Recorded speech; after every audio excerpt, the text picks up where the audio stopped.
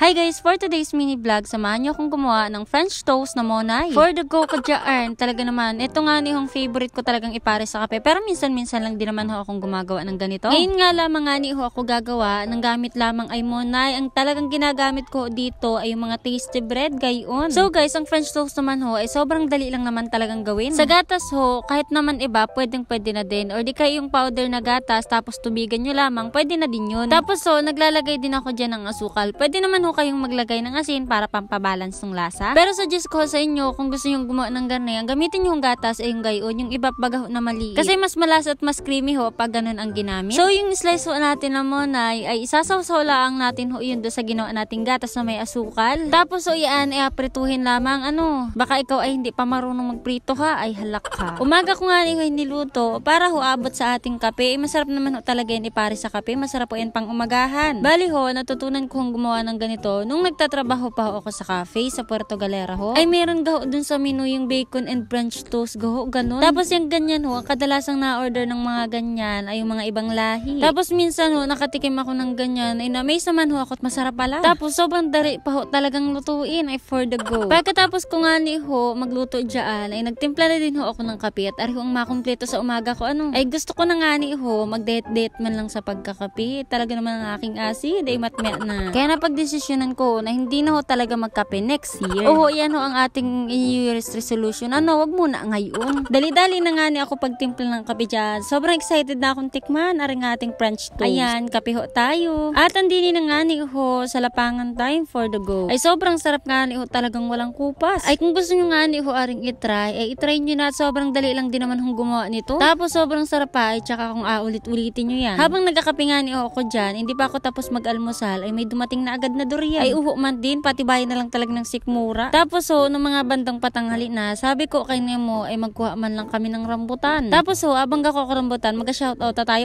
Shoutout Kuya Jam at Ate Vilma. Belated happy anniversary po sa inyo. Shoutout din po kay Lemar Tawi, kay Remen Yoji, kay Hansen J. Besecos, kay Gerald Tangaro Paglinawan, at kay Jansky Gampay Cesar. Shoutout din po kay Jomar Suarez, kay Kilua, kay RJ Rosal at kay Rain. Shoutout po sa aming kapitbahay Tita Eileen, kay Mark Dave at kay Yumi. Special shoutout po kay Sam T. Empleo. At sa team po ng Pinagaling, maraming salamat po sa support ninyo sa amin ni Nemo. God bless ho.